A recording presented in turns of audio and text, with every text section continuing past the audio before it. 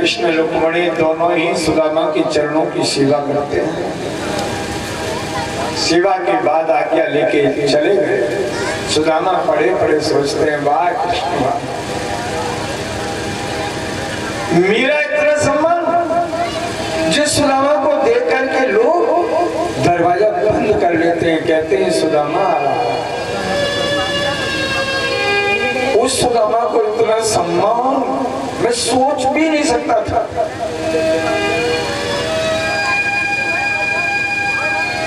मैं ये समझ रहा था कि पहचान भी लेंगे तो क्या है कि हाँ जानता हूं, हम कुछ स्थान पर ठहरा दो, भोजन करा देते, विदा करा देते। इतना और इतना वास्तव में कृष्ण आप गौ ब्राह्मण गाय, अच्छा गाय और ब्राह्मण के हित में रत हैं, इसमें कोई संदेह नहीं है। आज आप भी कह देते कि मैं सुदामा को नहीं जानता हूं, चला जाता, चला जाता। धन्य भैया, सुबह हुआ, नित्य नैमित्तिक कर्म से निवृत्त होने के बाद तत्काल भगवान को बुलाया। बुलाओ भाई, भगवान पधारे जी भैया, आदेश भैया, अब हमें आदेश मिले कि हम चलें। मिल लिए, रुक भी लिए, अब चला जाए। भगवान कहते हैं एक रानी के यहाँ एक दिन तो रुको कम से कम। सुदामा जी ने कहा वाह, इतनी रानी है, इतनी रानी है कि हमारी जिंदगी यहाँ खत्म और ब्राह्मणी वहां खत्म। तो भैया हमें जाने दें, तो आशीर्वाद तो देते ही जाए। आशीर्वाद सबके सिर पे हाथ रख रहे हैं। अब जहाँ 1500 निकली, सुदामा बोले कितनी बची हैं? तो महाराज जी प्रथम चरण चल रहा है, प्रथम चरण चल रहा है। 2-2500 निकली तो बड़ी परेशानी हुई, क्या करें? कितनी बच्ची है भाई? क्या भाई महाराज अभी कुछ नहीं, अभी तो शुरुआत ही समझो। भैया ऐसा करो, मेरा तो हाथ हार गया, थोड़े चावल ले आओ, सबके ऊपर छिड़क दूंगा और हो गया आशीर्वाद। सबके ऊपर चावल छिड़के और आशीर्वाद होगा। सुदामा को प्रत्यक्ष में कुछ भी दिया नहीं गया है और अप्रत्यक्ष में 2 लोक की संपत्ति है। भगवान विदा करने गए, थोड़ी दूर तक सुदामा जी को विदा करने गए। जब विदा करने जाते हैं तब भी कुछ नहीं देते और भैया प्रणाम, लौट के चले आते हैं। सुदामा जी बड़े प्रसन्न हैं, बहुत खुश हैं, कहते हैं भैया धन्य हैं, बड़ी अच्छी बात है कि आप मेरा इतना सम्मान किए, इतना सम्मान हमें मिला। कृष्णाय वासुदेवाय हरे परमात्मने प्रणत क्लेशनाशाय गोविंदाय नमो नमः। और हमें कुछ दिया भी नहीं, बढ़िया किया नहीं दिया, थोड़ा भी कुछ देते तो हमारा वही लगा रहता, आप प्रेम से भजन करेंगे। और सुदामा जी आए हैं, नदी पार किए किन प्रकार, नदी पार करके सुदामा आए, अपने वहां आए तो वहां महल खड़े और झोपड़ी नहीं है। सुदामा मंदिर देखे डरे, सुदामा मंदिर देखे डरे,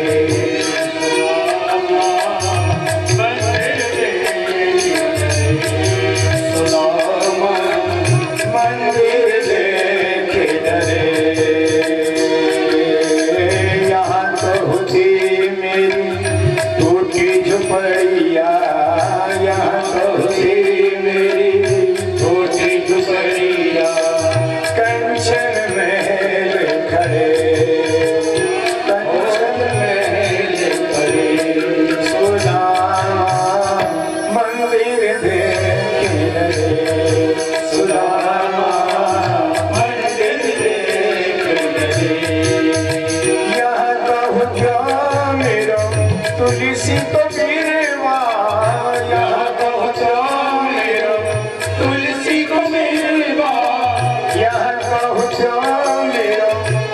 तुलसी को मेवा, यहाँ तो तुलसी को मेवा, चंदन वृक्ष खड़े,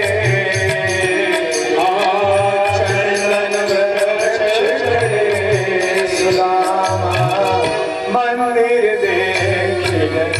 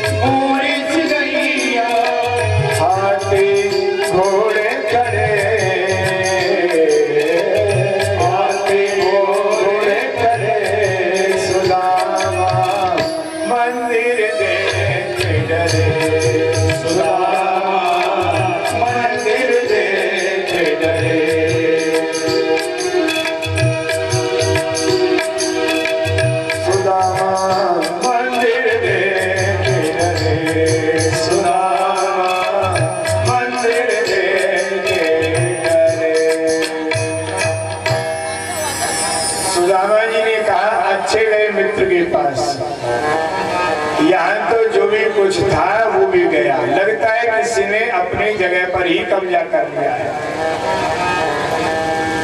पूछते हैं भैया कौन है? द्वारपाल खड़े थे, बोले जगोपाल जी की भाई, जगोपाल जी की महाराज जगोपाल जी की। भैया ये बताएं कोई मिला नहीं से समय बचे? सुदामा जी ने कहा अब समझो तुम्हारे महाराज आ चुके हैं। कहा है महाराज, कहाँ है? सुदामा जी ने कहा हम ही तुम्हारे महाराज हैं। दरबारियों ने कहा महाराज भिक्षा लेनी है तो बात करो, नहीं आगे बढ़ो, महाराज हैं भैया कोई और होंगे। पर ये बताएं उनकी धर्मपत्नी भी साथ में गई है कि यही है? वो यही है। भैया उनके दर्शन करा दें, बड़ी कृपा होगी। द्वारपालों ने कहा महारानी जी की जय हो। कहिए। बाहर एक ब्राह्मण देव आए हैं, ब्राह्मण देव आए हैं तो भिक्षा डालो, विदा करो। पूछने की बात है क्या? जी महाराज भिक्षा लो, आदेश हुआ है, आगे बढ़ो। भिक्षा मांगते हैं तब कोई भिक्षा भी नहीं देता, भिक्षा मिल रही है हमें। अरे भैया ये कहो वो आपके दर्शन करना चाहते हैं, वो आपसे मिलना चाहते हैं। आ रही सुशीला पहले जैसी नहीं है। पहले क्या था? एक साड़ी मैली कुचली, कई जगह से गांठ लग रही है, कई जगह से फट रही है, सिल रही है। और अब 5 दासी इधर है, 5 दासी इधर है, सारी दासी सारे गहनों से सुसज्जित है। बीच में सुशीला जी है। सुदामा जी ने कहा भैया ये महारानी जी कौन सी है इनमें से? कि महाराज जी 5 इधर 5 इधर, बीच में जो है वही सुदामा जी के घर से जो है वो महारानी जी है। सुदामा जी ने कहा भैया तो ये हमारी नहीं है, हम चले, हमें क्षमा करना भाई। पर सुशीला तो समझ गई ना, जान गई, देख लिए। सुदामा तो जो कहते हैं उनमें कोई परिवर्तन नहीं हुआ। अजय स्वामी कहाँ जा रहे हैं आप? सुदामा लौटे और पुनः देखा, तब तक और पास में आ गई। कहने लगी सुशीला जी स्वामी। अरे वाह सुशीला, तुम्हारे ये ठाठाट और अंबुरी बारबाट द्वारकाधीश की कृपा है। अरे द्वारकाधीश यहाँ से वहां तक गए, वहां से यहाँ तक आए, कोई कृपा नहीं, यहाँ घर बैठे कृपा। मैं कैसे समझूं द्वारकाधीश की कृपा है? उनका कीर्तन करो, वो स्वयं आके बता देंगे कृपा है कि नहीं। कीर्तन किया, द्वारकाधीश पधारे। भैया प्रणाम, भाभी प्रणाम, प्रणाम भैया प्रणाम। अरे सुशीला जी, स्वामी मैं सुन सकते हैं, धीरे बोलिए, इतना क्या चिल्ला रहा है? अरे हमारे मित्र आए, हमारे मित्र के लिए क्या बना रही हो? आप जो कहें सो। अब तो हम लोग पैसे वाले हो गए,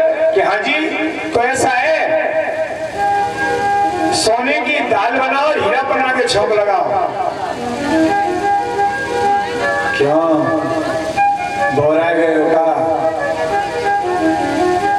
पैसे वाले नहीं है, पैसे वाले तो सोना चांदी खाओगे। अरे हमें क्या पता है, कभी देखा हो तो बताओ। हम तो ये समझ रहे थे कि पैसे वाले लोग सोना चांदी खाते होंगे। अच्छा तो मरते होंगे तो इसे साथ में ले जाते कि नहीं ले जाते? खा पी भी नहीं सकते, साथ में भी नहीं ले जा सकते। तो हे श्री कृष्ण, आपने इतनी बड़ी संपत्ति हमें क्यों दी? किस लिए दी? क्या करें हम इसका? भगवान ने कहा, सुने सुदामा जी, ये संपत्ति हमने आपको आपके लिए नहीं दी है। ये संपत्ति हमने आपको हमारे लिए दिया, अपने लिए दिया है। संपत्ति की तीन ही गति होती है, दान, भोग, नाश। श्रेष्ठ गति है धर्मार्थ में लगा देना, मध्यम गति है भोग, बाकी नाश तो उसका होना ही होना है।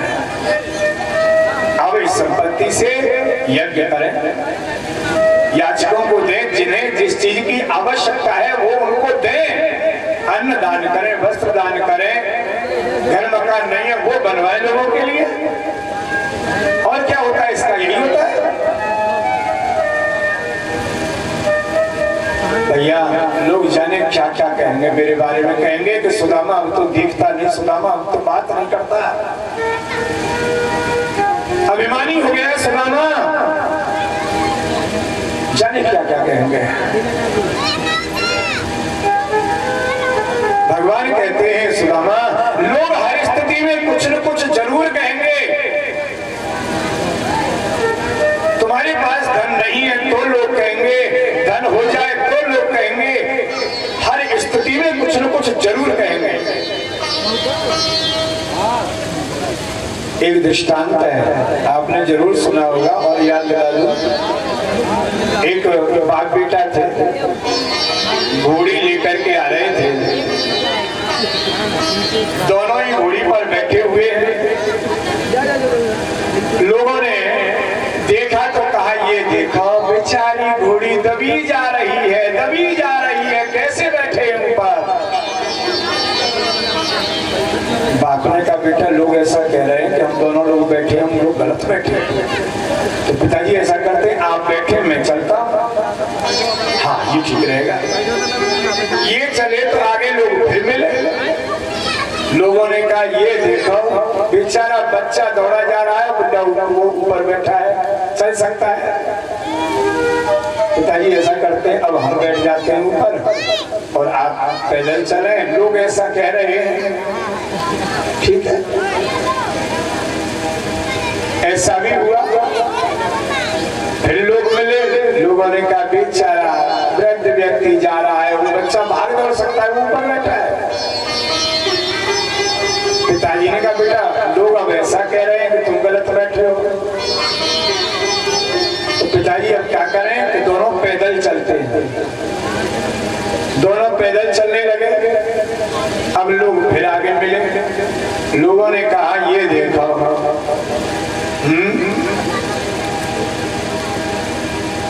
घोड़ी साथ में है और पैदल भाग रहे हैं, पैदल। माने हर स्थिति में लोगों ने कुछ न कुछ कहा, जरूर कहा। दोनों बैठे तो परेशानी, उनमें से एक एक अलग अलग बैठे तो दिक्कत, खाली ले चले तो दिक्कत, दोनों बैठ जाए तो परेशानी। आखिर कैसे जिए भाई? आप जो भी कुछ करेंगे लोग जरूर कुछ न कुछ कहेंगे। एक बात ध्यान रहे, बस हम उचित करें, उचित।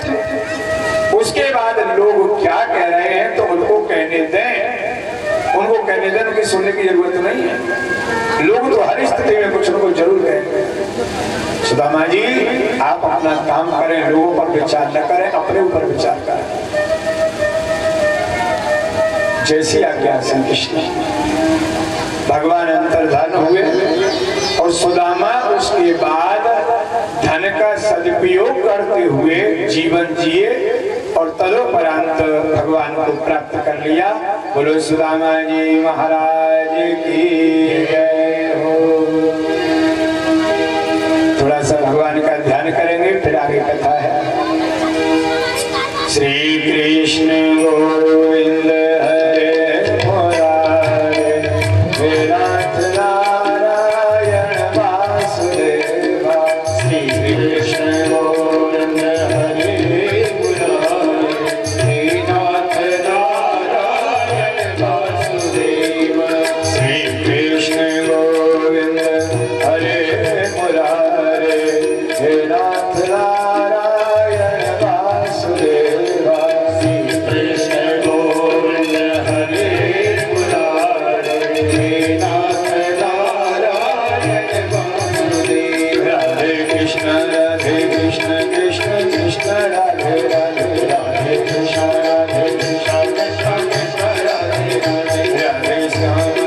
श्याम श्याम श्याम राधे राधे राधे श्याम राधे श्याम श्याम श्याम राधे राधे राधे कृष्ण कृष्ण कृष्ण राधे राधे राधे कृष्ण कृष्ण कृष्ण राधे राधे राधे श्याम श्याम श्याम राधे राधे राधे श्याम श्याम श्याम राधे राधे कृष्ण कृष्ण कृष्ण राधे राधे राधे कृष्ण कृष्ण राधे श्याम श्याम श्याम राधे राधे राधे श्याम श्याम श्याम श्याम सुंदर भगवान की जय।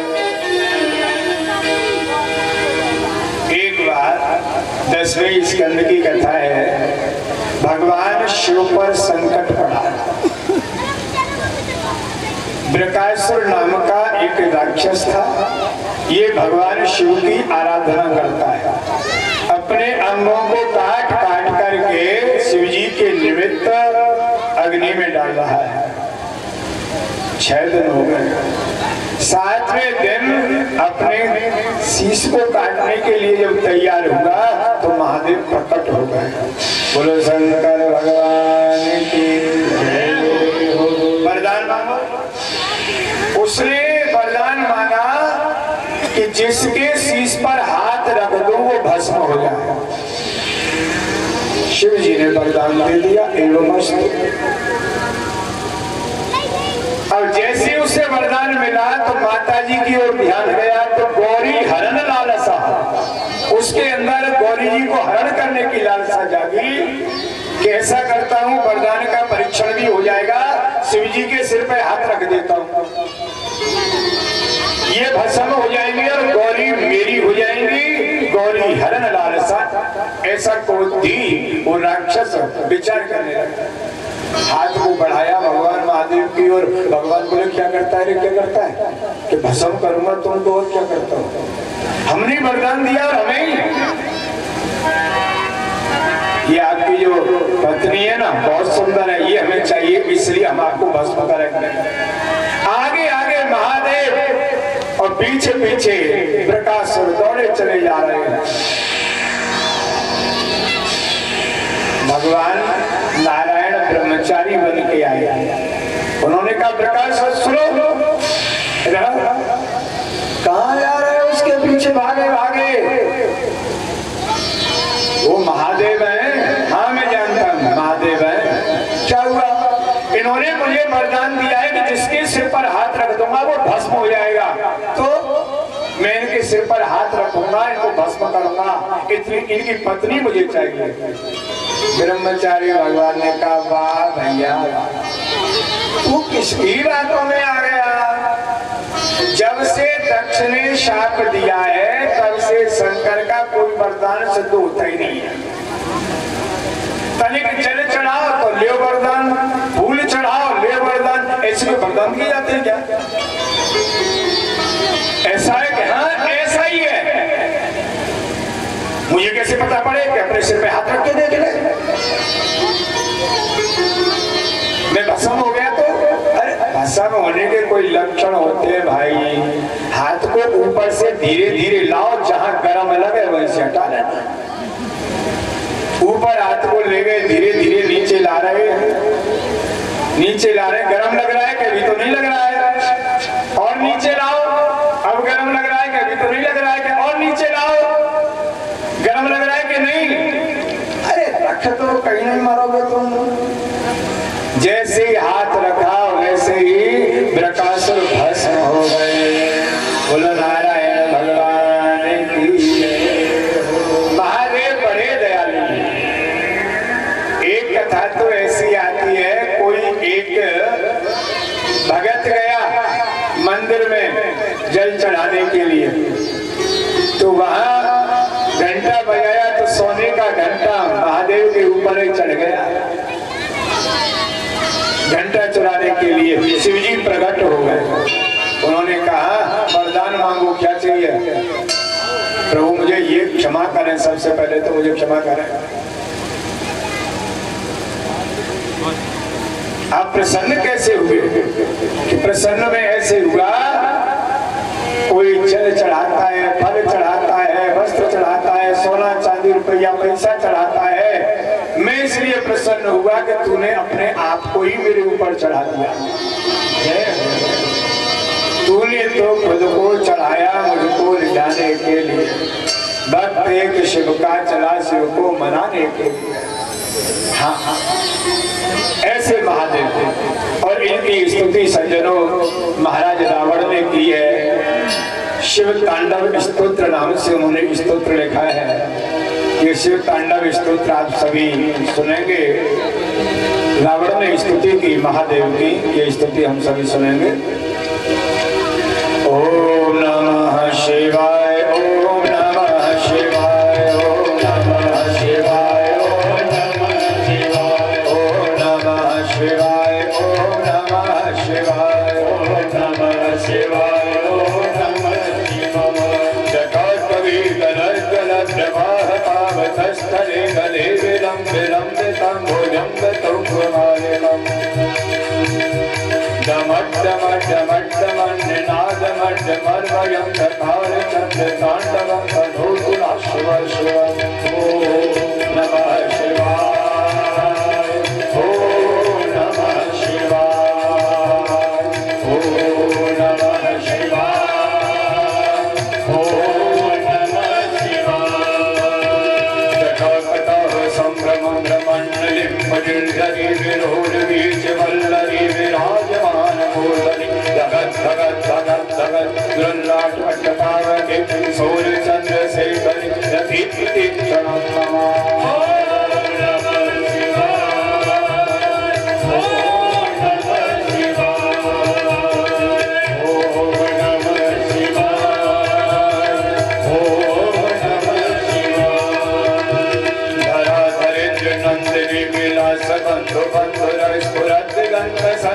प्रमोदमान मानस कृपा कटाक्ष धोरणी निरोध दुर्धरापने वसिष्ठ जगम्बरे मनो विनोद मृत्युवस्तुनि। ओम नमः शिवाय, ओम नमः शिवाय, ओम नमः शिवाय, ओम नमः शिवाय। जटा भुजंग पिंगल स्फुरत् फण मणि प्रभाकरं मदान्त सिंधुरस्फुरत्पुत्तरी यमे दुरि मनो विनोदमद्भुतं विभक्त भूत भर्तरी। ओम नमः शिवाय, ओम नमः शिवाय, ओम नमः शिवाय, ओम नमः शिवाय। सहस्रलोचन प्रभृत शेषनेक शेखर प्रसूत धूलि धूर्णि विभूषणाङ्गपीठ भुजङ्गराजमालया निबद्ध जाटजूटकः श्रियैराय जायतं कठोरबन्धुशेखरा। ओम नमः शिवाय, ओम नमः शिवाय, ओम नमः शिवाय, ओम नमः शिवाय। ललाट चत्वरज्वल धनञ्जय स्फुलिङ्गवाने पीठ पंचसायकं नमन्नलिं वनायकं सुधामयूखलेखया विराजमान शेखरं महाकपाले सम्पदे सुशेखकाले वस्तु नः। ओम नमः शिवाय, ओम नमः शिवाय, ओम नमः शिवाय, ओम नमः शिवाय। कराल भाल पट्टिका धगत धगत धगत गलत धनंजयाहुति कृतं प्रचंड पंचसायके धराधरेन्द्र नंदनी कोचाग्र चेहर प्रकट कल्पनैक शिल्पिनी लोचने यतिर्ममा। ओम नमः शिवाय, ओम नमः शिवाय, ओम नमः शिवाय, ओम नमः शिवाय। नवीन मेघ मंडली निरुद्ध दुर्धर स्फुरत् कोहुनि शीघ्र नीतमं प्रबन्ध मध्य कल्लन निलिम्ब निर्झरी धरतनोज कृत्य सुन्दर कलानिधान पंकुर श्रियं जगद्गुरुन्दर। ओम नमः शिवाय, ओम नमः शिवाय, ओम नमः शिवाय, ओम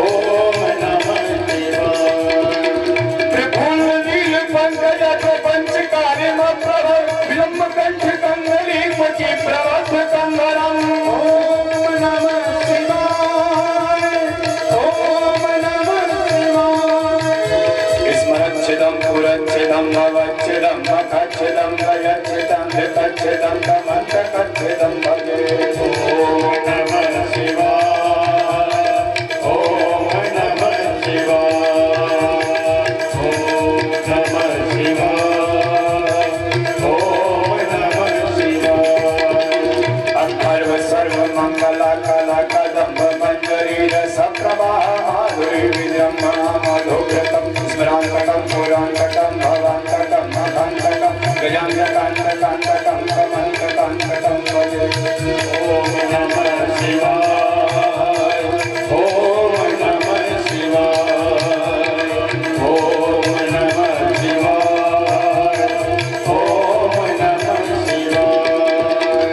जयत वदतं मुख्यमंत्र भुजं नमस्व साधु निर्गत क्रम स्फुरत्तरालभारहव्यवं दिविं दिविं दिविज्वलं मृदङ्गतुं भवङ्गलं ध्वनिक्रमप्रवर्तितं चण्डताण्डवः शिवः।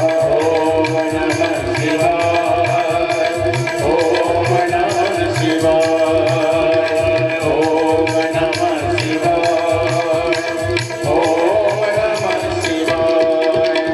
विचित्र विचित्र तल्पयो भुजङ्गमोक्तितस्त्रयो गरिष्ठरत्नतुष्टयो सुहृद्विपक्षपक्षयो गणारविन्द चक्षुषुप्रजामहि महेन्द्रयो समाप्रवर्तितः कदा सदाशिवं भजाम्यहम्। ओम नमः शिवाय ओम नमः शिवाय ओम नमः शिवाय ओम नमः शिवाय। कादानिलम्बनिर्झरिणी पुञ्जकोटरे वचं विमुक्त दुर्मति सदाशिवस्तमञ्जलिव विलोललोललोचनोज्जलामभाललग्नकः श्वेतिमन्त्रमुच्चरन् कदा सुखी भवाम्यहम्। ओम नमः शिवाय ओम नमः शिवाय ओम नमः शिवाय ओम नमः शिवाय। इमं हि नित्यमेतमुत्तमोत्तमं तमं पश्चान् स्मरन् शोभ्यशोद्धवेति सन्ततं हरे गुरौ सुभद्रे मासु जातिनान्यथा कर्तुं विमोहनमित्येनं सुसन्तरस्य चिन्तनम्। ओम नमः शिवाय ओम नमः शिवाय ओम नमः शिवाय ओम नमः शिवाय। ओम नमः शिवाय ओम नमः शिवाय ओम नमः शिवाय ओम नमः शिवाय ओम नमः शिवाय ओम नमः शिवाय ओम नमः शिवाय ओम नमः शिवाय ओम नमः शिवाय ओम नमः शिवाय ओम नमः शिवाय ओम नमः शिवाय। बोलो शंकर भगवान की जय हो। भगवान शिव के चरित्र भी बड़े सुंदर हैं। महाराज रावण ने ये स्तुति गाई जिसे हमने भी पान किया सुना। 10वें स्कंद की समाप्ति होती है, 11वां स्कंद प्रारंभ होता है। पहले ही अध्याय में यदुवंश को शाप की कथा है। यदुवंश को शाप लगा और उसके अगले अध्यायों में जनक महाराज और 9 योगेश्वरों का संवाद हुआ है, बड़ा सुंदर संवाद। और उससे आगे कृष्ण उद्धव संवाद में दत्तात्रेय जी के 24 गुरुओं का वर्णन है।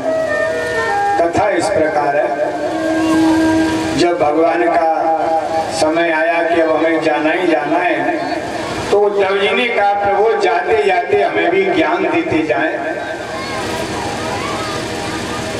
उद्धव हम आपको अपने पूर्वज यदु और दत्तात्रेय महाराज का दृष्टांत सुनाते हैं, ध्यान देकर सुनो।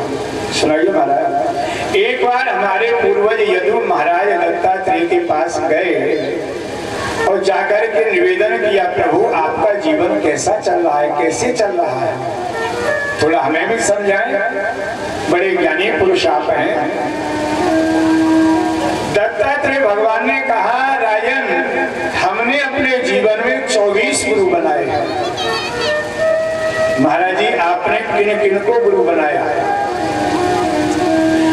पृथ्वी वायुराकाश मापोग्निश्चंद्रमा रवि तपोतो जगरः सिंधु पतंगो मधुकृत गजः। हमने पृथ्वी को गुरु बनाया, आकाश को गुरु बनाया, सूरज को गुरु बनाया, चंद्रमा को गुरु बनाया, मधुमक्खी को गुरु बनाया, पुरर पक्षी को गुरु बनाया, बाण बनाने वाले को गुरु बनाया। हमने एक हाथी को गुरु बनाया, एक हिरण को गुरु बनाया, एक छोटे बच्चे को गुरु बनाया, एक कुंवारी कन्या को गुरु बनाया। हमने पिंगला नाम की वेश्या को गुरु बना लिया। महाराज जी, ये गुरु आपने जो बनाए पर किन गुरु से क्या ज्ञान लिया, ये थोड़ा समझा। राजन, हमने पृथ्वी को गुरु बना करके सहनशीलता की शिक्षा ली है। पृथ्वी है, लोग नाना प्रकार के पाप करते हैं, पर पृथ्वी कभी किसी से कुछ नहीं कहती। मैं भी एक स्थान पर पड़ा रहता हूँ, छोटे छोटे बच्चे आते हैं, थूक जाते हैं, मेरे ऊपर कुल्ला कर जाते हैं, कहते हैं बाबा तो कुछ कहता ही नहीं है। सहन करता हूँ, किसी से कुछ नहीं कहता। और महाराज जी, मैंने एक छोटे बच्चे को गुरु बनाया, उससे क्या शिक्षा ली? छोटा बच्चा था, एक छोटा बच्चा था, कोई गलती हो गई होगी, कोई श्रीमान जी आए, गाल पे तमाचा मारा, बालक रोने लगा। वही श्रीमान जी पुनः आते हैं, लड्डू देते हुए कहते हैं बेटा ये लड्डू खा लो। बालक ने लड्डू लिया, खाया, हंसने लग गया। उससे मैंने ये शिक्षा ली कि जैसे बालक होता है, मान अपमान का ज्ञान बच्चे को नहीं है। मारोगे तो रो दिया और खिलाने को दिया तो हंस गया।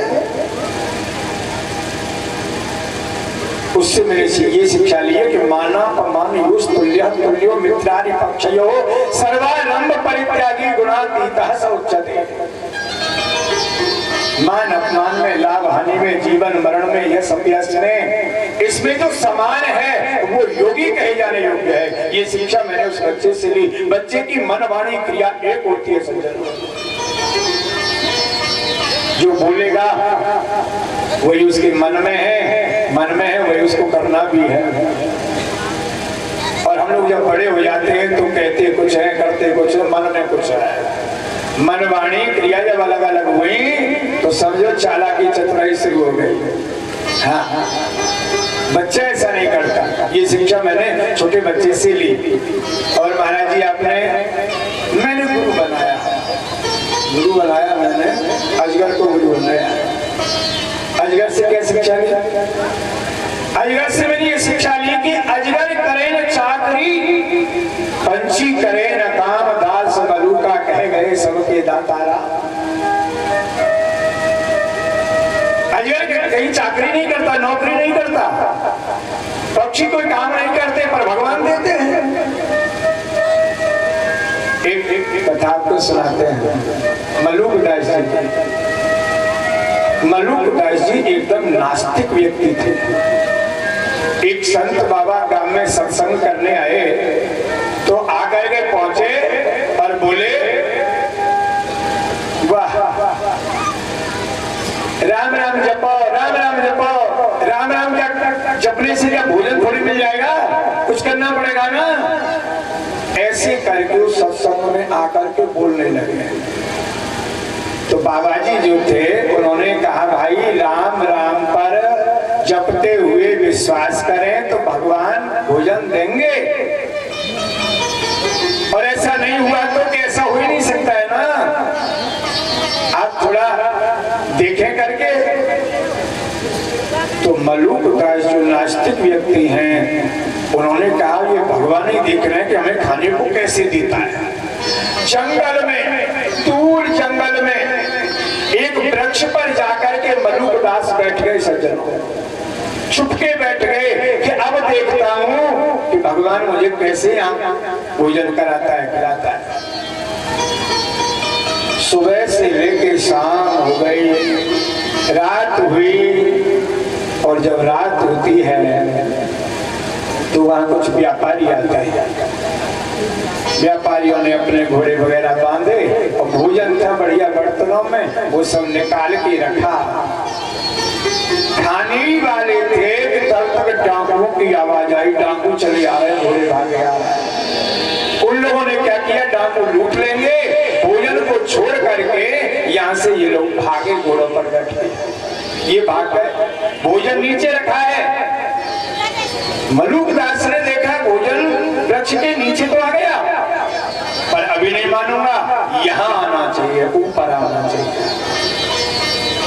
ऐसी हट पकड़ ली मलुकदास ने। और देखे भगवान की लीला, व्यापारी तो चले गए, डाकू आ गए। डाकुओं ने यहाँ घोर जंगल में वृक्ष के नीचे जब सुंदर बर्तनों में बढ़िया भोजन देखा तो कहा, अरे जंगल में ऐसा भोजन, भाई भूख लगी है भैया, खा लेते हैं, भोजन बहुत अच्छा है। नहीं, जंगल में ऐसे अच्छे बर्तनों में भोजन कहां से आया, कौन लग गया? ऐसा तो नहीं है कि इसमें जहर मिला हो। यहाँ देखो कोई है तो नहीं।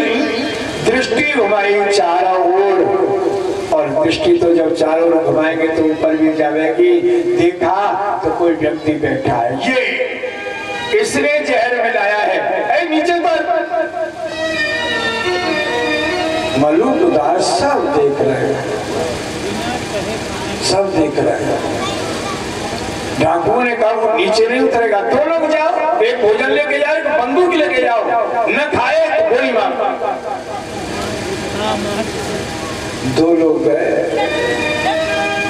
भोजन लेकर के लेखा, एक ने बंदूक उतार रखी है, मार डाला। सजनों, मलुकदास रोने लगे। मलुकदास जी के नेत्रों में आंसू आ गया। उन्होंने कहा, वाह वाह। और मलुकदास हो गए। अजगर करे न चाकरी, पंछी करे न काम, दास मलुका कह गए, सबके दाता, सबके दाता।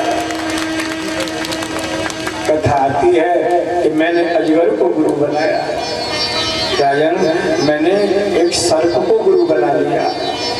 सर्प होता है तो सर्प अपने रहने के लिए कभी भी बिल नहीं बनाता है, वो दूसरों के द्वारा बनाए हुए में रहता है। उससे हमने ये शिक्षा ली कि एक सन्यासी को, एक साधु को चाहिए कि अपने रहने के लिए कोई मठ मंदिर आश्रम ऐसा न बनाए ऐसा कुछ भी, दूसरों के द्वारा बनाए हुए में रहें। ऐसा संतों के लिए, साधुओं के लिए वर्णन है। क्यों ऐसा क्यों करें? ऐसा इसलिए करें कि भाई आप अपना आश्रम बनाएंगे, साधु लोग आएंगे, उनकी भोजन की व्यवस्था, उनके लिए गाय के लिए चारा, भूसा, भोजन, पानी, भंडारा। अब यही सब कार्य आपको करने थे तो गृहस्थ क्या बुरा है?